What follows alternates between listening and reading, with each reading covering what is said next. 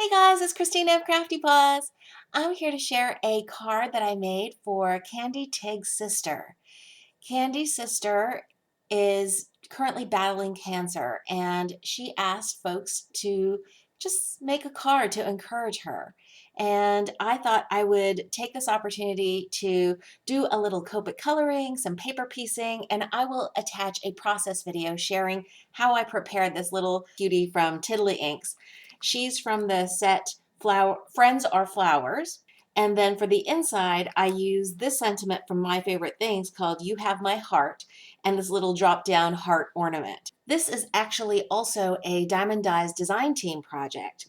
I used this nesting tag die to cut out this background here. I used this top note labels 2, I think, nesting die for this little area behind Rin so she can stand out from this kind of busy floral pattern paper. And then I used this diamond die. This is from the latest release, Swirly Flourish die. And I thought that was so cute to add a little extra dimension, some swirls up here and down here. For the card front, I just took some white cardstock and I used this Glimmer Mist from Tattered Angels, and it is Viva Pink. And I just sprayed the background, and then I did some splotchy drops as well. And I used up here for the top of the tag a cute little button brad, this little heart here from Spare Parts. And then just for some extra little sparkle, I added some sequins, some clear sequins here and here, and one down here. Oh, I forgot this background little heart die is actually from Simon Says Stamp, and I just used a little portion of it here just to add a little more interest to the background behind Rin. And then for the inside, I used a couple more of those little frame hearts and some of the interior hearts for embellishing the inside of the card. And here is that sentiment from My Favorite Things. And there I just paper pieced the little heart ornament as well so that it would match both the tag on the front as well as the little dress that I paper pieced onto Rin. Now I stamped out the little dress onto some pattern paper from Doodlebug, and I am just fussy cutting that out. There are two parts to this dress, the main part of the skirt and then a little teeny tiny part right by her shoulder. And I'm cutting both of them out, and then I'm going to ink the edges with a brush tip black marker so that you don't see the edges of any of those cut areas. And I think that's a really important tip to do for paper piecing so that you don't get a kind of a unfinished edge look. Tiny little pieces like this are tricky, but definitely worth the extra effort. And here I'm adding some shading with some Copic markers. I used C3, 5, and I think 0 as well, just to add some depth and shadow to the skirt area of the outfit.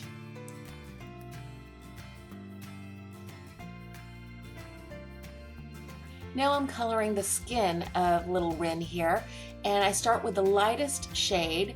And if you're interested in the particular Copic colors I'm using, please go check out the link in the description box below to my blog, and all the details will be there. This first step for the skin is just laying down a full coat of the lightest shade, and then I'm taking my darkest shade to put in the shadowed areas.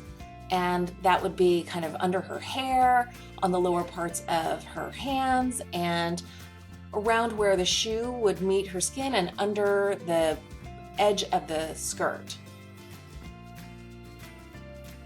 Now I'm filling in with kind of a medium tone for the rest of the skin and making sure that I'm not getting any harsh edge lines where the darkest color meets the lightest color. And then I'm adding some blush, bringing it in all the way from the sides of her face to where her cheek area is, and I'm using an R20 for that. And to blend out the edges, I'm using the lightest shade again, EO1, to blend where the blush area meets the rest of the face. And I'm going back in and re-establishing the shadows, which have kind of been blended out, I thought, a little too much.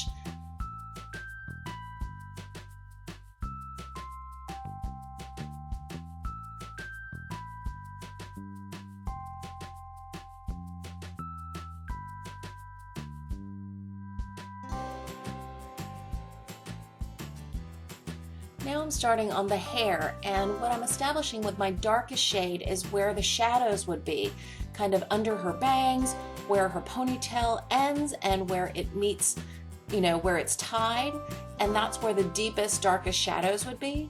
And I'm just making sure I've got all of those areas colored in with my darkest shade. And I'm gonna give her a kind of a light or medium brown hair color. Now I'm putting in some flicking strokes to kind of establish the direction of her hair, and I'm still using that darkest color. So I want to make sure that I don't go too far into where the highlight areas are, the kind of top parts of her hair, but I want to establish the darkest shadows, kind of where her part is in her hair, and again, the parts that are kind of cinched or tailing off for her ponytails. The areas behind her kind of potted plant and by her chin are all areas that get the darkest tone. Now I'm adding the second or medium tone color, and I'm just extending the flicking areas a little bit further than where I had with the darkest color. So I'm just turning my paper around so that I get the flicks going in the right direction and that it's not, hard straight flicks, but curved to follow the curve of her head.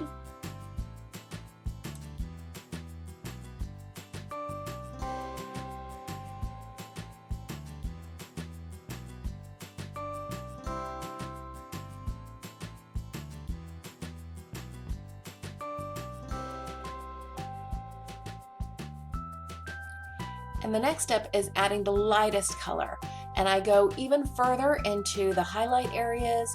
In fact, I actually don't leave any white areas anymore. I used to, but I find that if I'm using a full range of colors like I am here, the 3 different tones should give me the perfect amount of highlighting.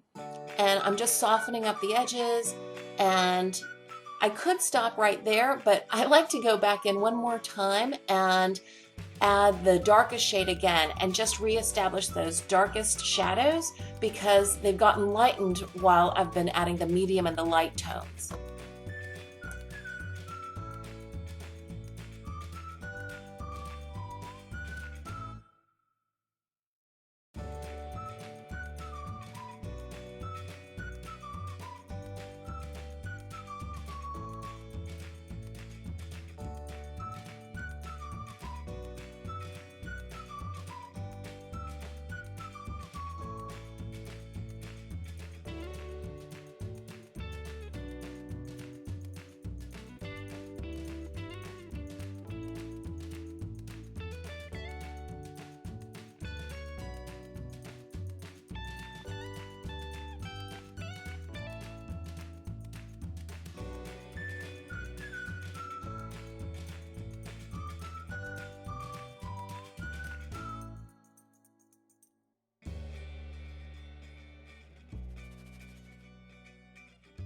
Now you can barely make this part out, but she's actually got a little stripy shirt on underneath her dress.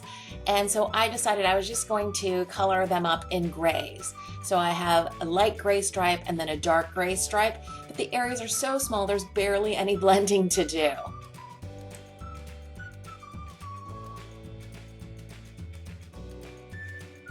So as not to introduce another color, I'm using the same grays to color her little Mary Jane shoes. And I'm, again, just establishing the darkest colors, and then I'm gonna leave the tops or the front tops of their shoes a little bit lighter so that it looks like they've got a little bit of a shine.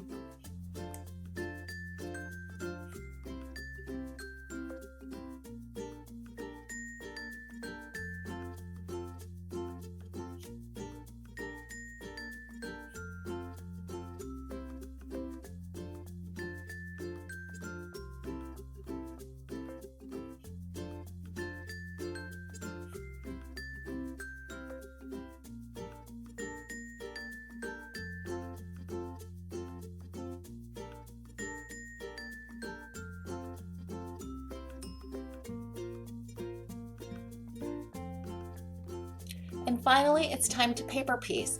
I'm using my art glitter glue with a fine tip nozzle. And now it's just a matter of picking up that tiny little piece and putting it into place. Her dress piece is much easier since it's larger. What's great about art glitter glue is that it dries clear, so even if some glue comes out of the edges, you don't see it when it's dry. And now I'm going back in again because I can't leave well enough alone, and I'm putting back in those darkest shadows again.